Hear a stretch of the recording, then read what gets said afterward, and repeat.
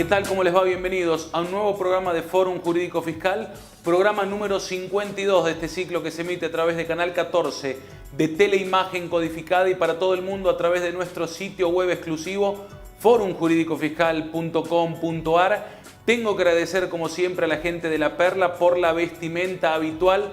Hablábamos de nuestra página, también nos pueden seguir en Facebook, en Twitter, estamos en las redes sociales y atentos con los movimientos de la página porque se vienen los cursos e-learning que propone Fórum Jurídico Fiscal, realmente una propuesta muy interesante para este cierre del año 2014. La próxima semana ya van a tener toda la información en la página. Dos expositores de primer nivel para noviembre y para diciembre, la doctora Teresa Gómez y el doctor José Luis Sirena. Cursos imperdibles en la modalidad e-learning en Fórum Jurídico Fiscal. Atentos al movimiento de la página. Tenemos que meternos con la primera entrevista a cargo del doctor Ricardo Ferraro, su gran trabajo desde la Ciudad Autónoma de Buenos Aires, para dialogar con un amigo de la casa, un habitué en nuestros programas como es el doctor Martín Caranta, esta vez para tratar un tema muy interesante, muy actual. Hoy es el vencimiento, la retención en el impuesto a las ganancias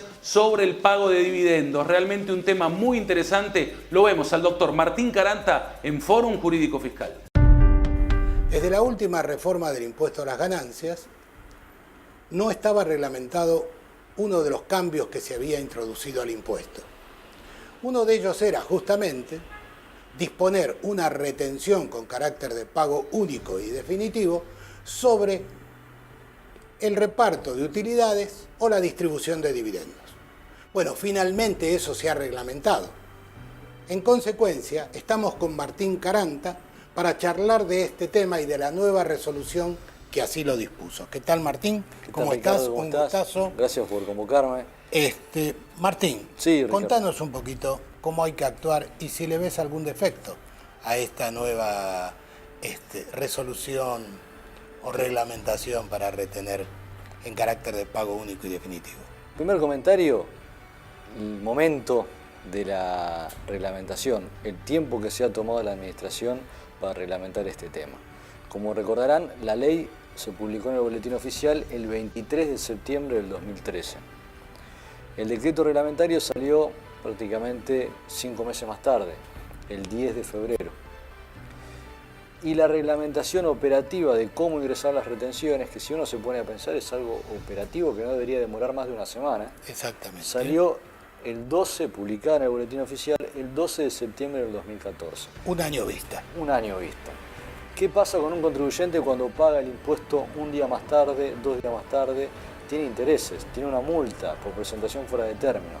Entonces, como primera cuestión digo, bueno, no hay una regla de igualdad, porque el Estado se tomó un año para hacer algo totalmente operativo y al contribuyente no se le perdona un día de atraso. Sí, bueno.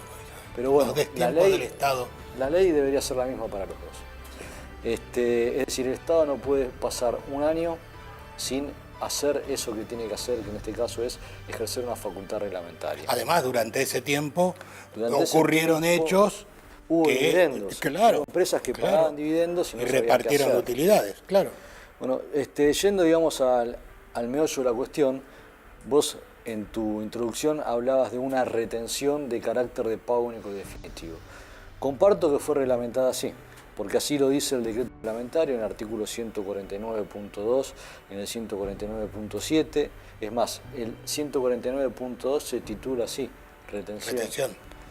Lo que sucede es que si uno lee el último párrafo del artículo 90 de la ley, que es el que crea este impuesto a los dividendos, un impuesto con alícuota especial, lo que tenemos que tener presente es que habla de un impuesto de pago único y definitivo. No es lo mismo, claro. ¿Dónde está la diferencia? Si uno ve el texto del artículo 69.1 de la ley que habla de impuesto y igualación, va a ver que dice que cuando los sujetos sociedades de capital, para simplificarlo, distribuyan dividendos, deberán retener con carácter de pago único y definitivo. Entonces, la propia ley establece una sustitución del obligado al pago. El sujeto que hace el hecho imponible, que es aquel que tiene las acciones que dan como resultado los dividendos, queda desplazado de la obligación tributaria, porque la ley, en el caso del impuesto de igualación, coloca a otro sujeto, que es el que paga los dividendos. En el último párrafo del artículo 90 de la ley, en este impuesto a los dividendos, eso no sucede. La ley dice que sobre los dividendos deberá abonarse un impuesto especial de carácter de pago único y definitivo. Y en ninguna situación saca de la obligación tributaria al sujeto beneficiario de los dividendos. No saca al sujeto y tampoco coloca al pagador como sujeto pasivo de la obligación tributaria. Y además no dice que se trata de una retención. ¿Qué hizo la AFIP en la Resolución General 3674? Si uno va al artículo primero, dice que las retenciones de carácter de pago único y definitivo, y después dice el artículo 69.1, que es impuesto y igualación, y el impuesto a los dividendos del cuarto párrafo del artículo 90 de la ley, y bueno, y sigue con la cuestión operativa. ¿Qué conclusión saca uno? Que al impuesto de igualación y al impuesto sobre los dividendos le dio el mismo tratamiento, retención de carácter de pago único y definitivo.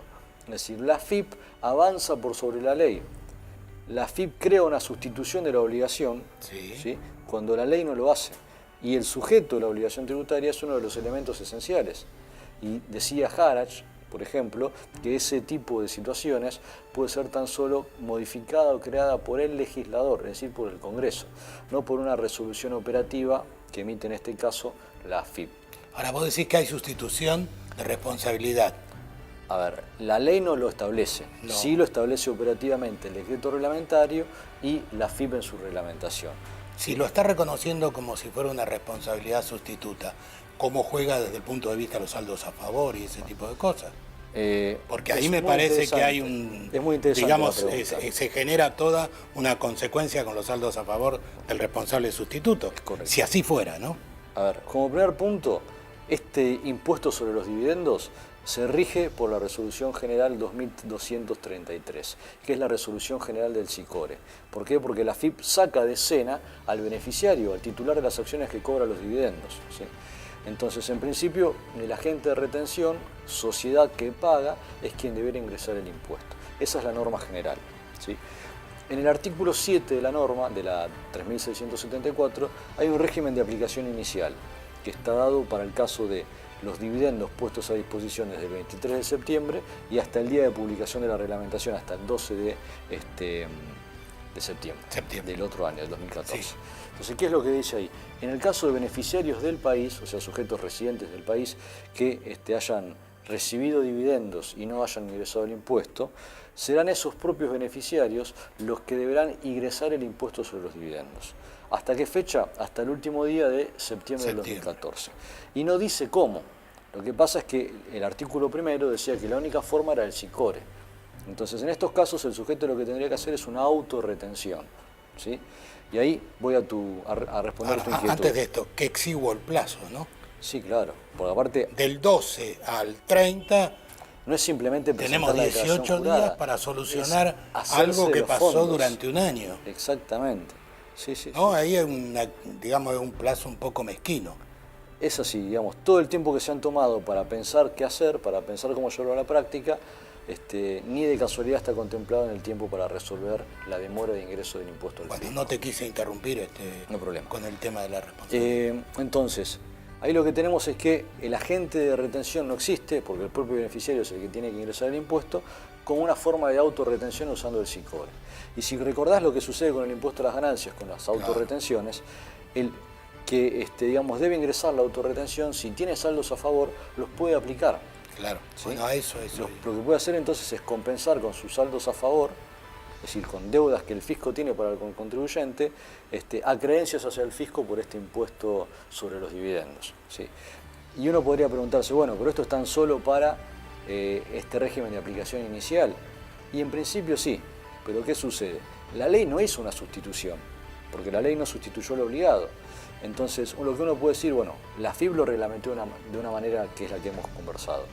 Pero si lo que hace la AFIP no cumple con la ley, un sujeto podría pretender cumplir la ley, entonces le dice a la sociedad, vos no me retengas, yo ingreso el impuesto a través del SICORE y si tengo saldos a favor, los utilizo para cancelar esa obligación. O sea, estás planteando una situación digamos, bastante controvertida en lo que hace a la aplicación operativa de esta retención, ¿no? Lo que sucede, Ricardo, o de este impuesto. Viene el signo de interrogación. Lo que es controvertido es el reglamento para ingresar el impuesto que ha hecho la FIP.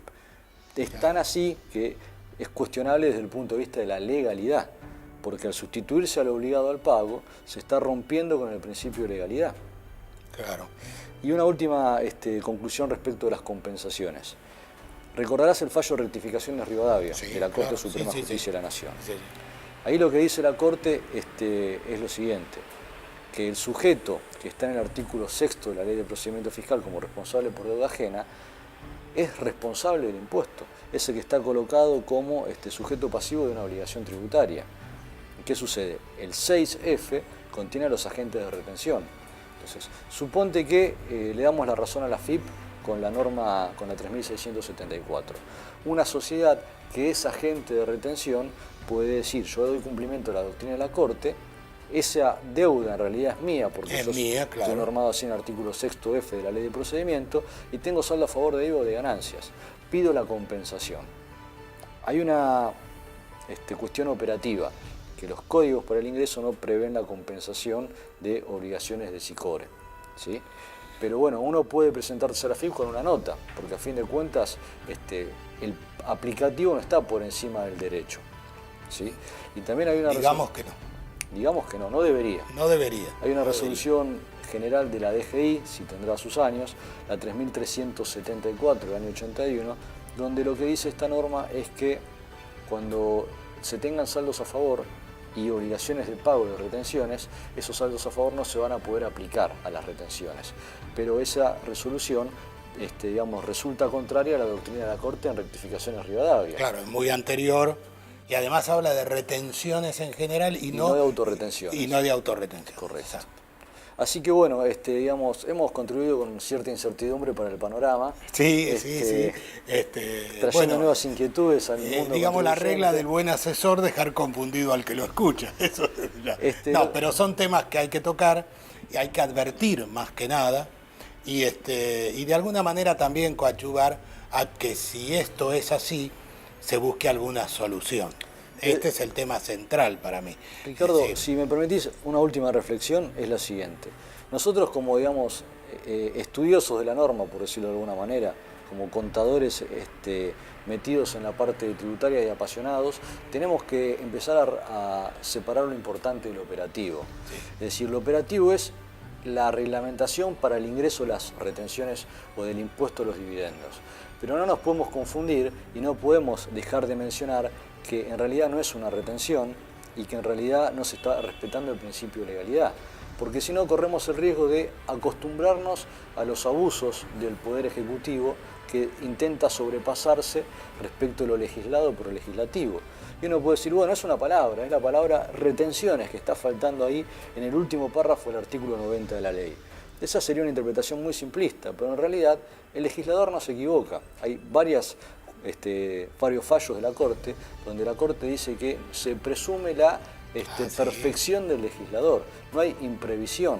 Entonces, no se puede. Lo está diciendo en el último paracha también. Exactamente. En el último paracha también lo recuerda este tema. Exactamente. Operativamente lo reglamentó de un modo. Legalmente está planteado de otro modo. Lo cierto es que durante un año ocurrieron distribuciones de dividendos, reparto de utilidades. ¿Cuándo ajusto esas diferencias? Al 30 de septiembre. El 30 de septiembre es el plazo previsto para el ingreso de este impuesto, sí, entre la fecha de publicación del boletín oficial de la ley y la de la reglamentación, ¿sí? Lo que establece la norma en el artículo 7º es el ingreso, ¿sí? Sí. Es decir, yo tengo que ir hasta el 30 de septiembre y pagar. Uno puede decir, bueno, pero esto se rige por el SICORE. Entonces el SICORE de septiembre vence, suponte, el 10 de octubre. Bueno, ese es el vencimiento general. Ahora estamos en una situación de excepción. Entonces estos dividendos tienen que pagarse el 30 de septiembre. La presentación para el SICORE sí vencerá los primeros días de octubre o el 10 de octubre, pero no hay que confundirse estos términos. Ahora, es muy probable que este plazo se extienda. A mi modo de ver, espero que así sea, porque creo que 18 días desde el conocimiento corridos es un plazo demasiado exiguo para dar cumplimiento estricto a la norma. Martín, muchas gracias. Un placer, Ricardo, un placer Ramón y Belisario. Que le mandás su saludo. Obviamente. Volvemos al piso. Ahí estaba el doctor Martín Caranta, extenso realmente el primer bloque porque es un tema muy interesante y muy actual. En este bloque tenemos que hablar del micro del Consejo Profesional de Ciencias Económicas como habitualmente lo hacemos. Agradecemos al Consejo por el apoyo en cada uno de los programas y tenemos que decir que se realizó la apertura del segundo concurso provincial de investigación para profesionales en ciencias económicas Contador Carlos Augusto Yoles, cuyas bases y condiciones se encuentran disponibles en la página web. Visiten la página web del Consejo Profesional de Ciencias Económicas de Santiago del Estero. El Consejo Profesional de Hamburgo también te protegen en los momentos más difíciles, estando al día con el derecho del ejercicio profesional. Hay cada vez más beneficios y servicios, y esto es algo interesante que realmente queremos destacar. Próximamente, los profesionales en ciencias económicas podrán contar con un servicio de medicina prepaga de primera línea con aranceles diferenciados. Sigue el Consejo trabajando para los matriculados, digo bien, esta es una noticia, si se llega a dar, muy importante, por eso la queríamos destacar. Ha pasado el micro del Consejo Profesional de Ciencias Económicas en Fórum Jurídico Fiscal.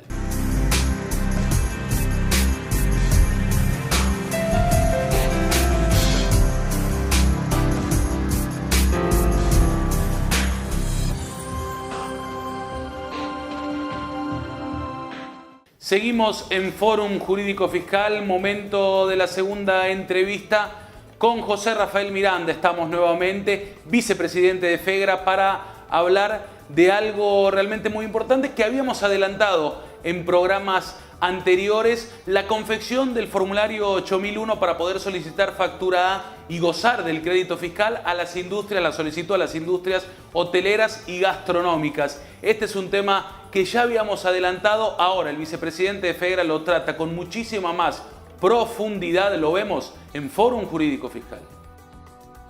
Como se recordará, días atrás, el doctor José Rafael Miranda, vicepresidente de FEGRA, de la Federación Empresaria Hotelera y Gastronómica de la República Argentina, y además responsable del Departamento de Fiscalidad de esa institución, nos adelantaba que iba a salir una resolución general que iba a reglamentar cómo tratar a los contribuyentes que, impedidos de utilizar el crédito fiscal por el artículo 12 de la ley de IVA, tenían derecho a hacerlo.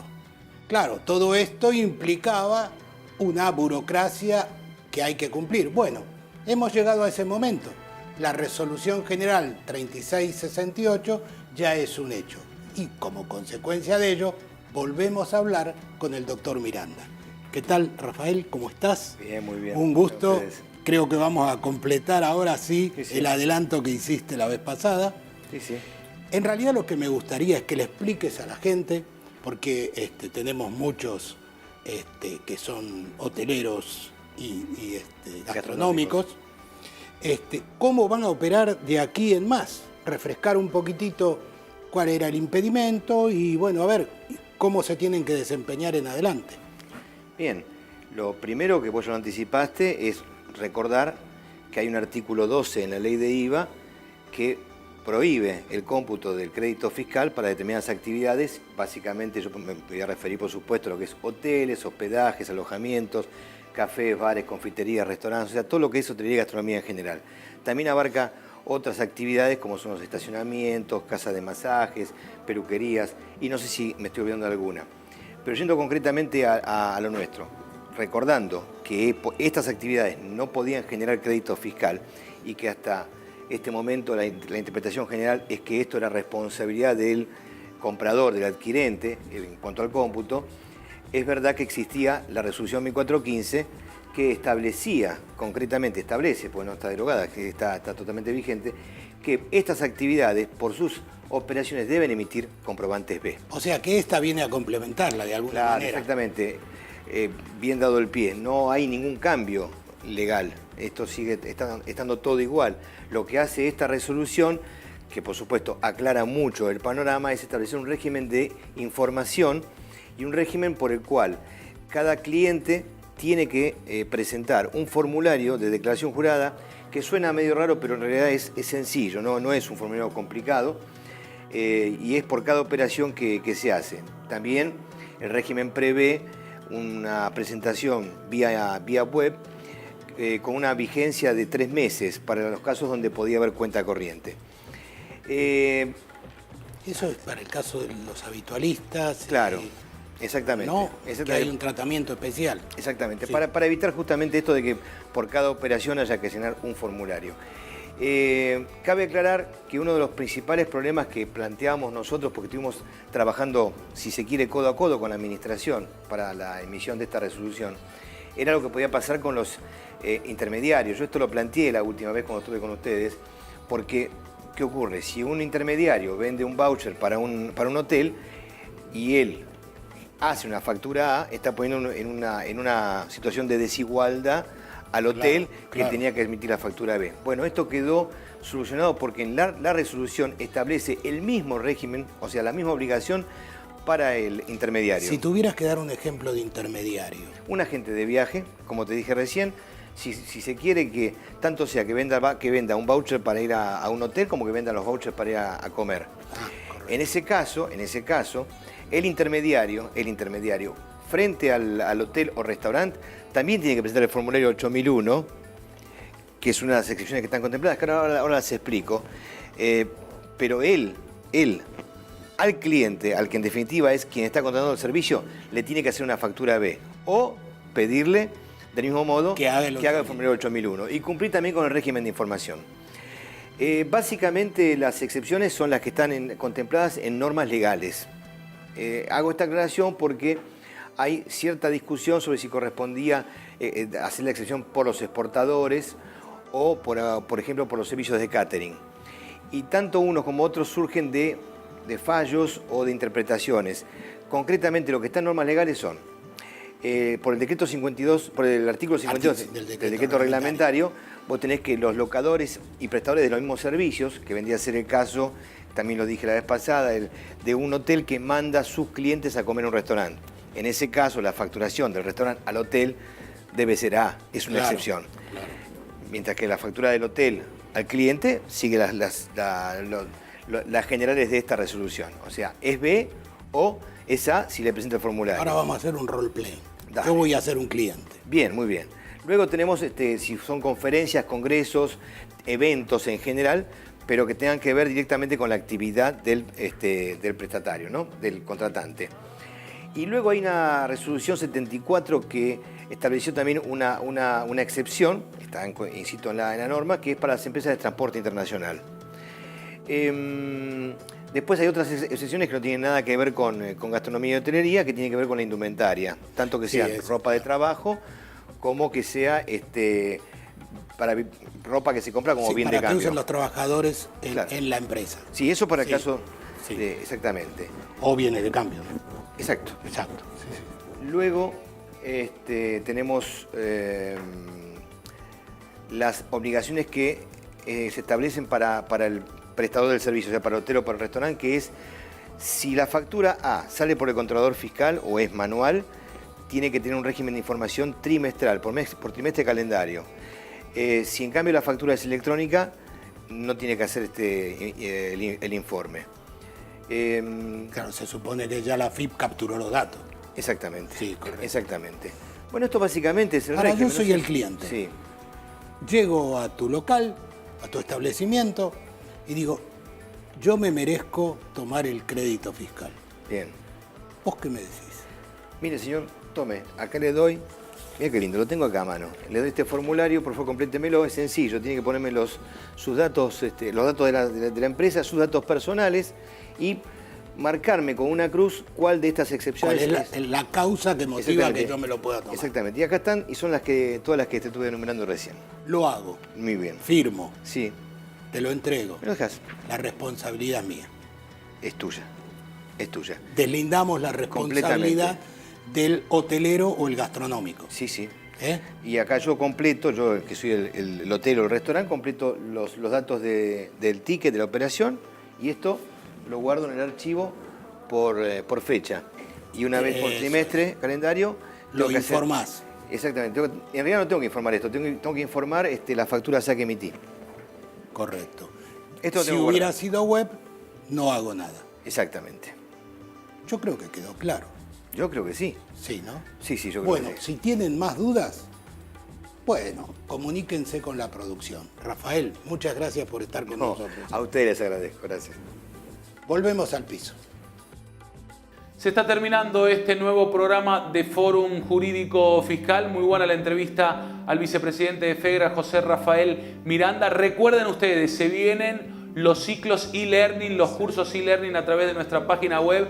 A partir de la semana que viene hay que visitar forumjuridicofiscal.com.ar y ver las novedades de estos interesantes cursos de cara al cierre del año 2014, en noviembre 1, en diciembre otro, oportunidad imperdible realmente. Nos estamos despidiendo, nos vamos a ir con la frase habitual de nuestro programa y con un tema musical de Joan Manuel Serrat a pedido de Jimena Abra, que hoy está en la producción de Fórum. Así nos despedimos, así se termina programa número 52 de Fórum Jurídico Fiscal.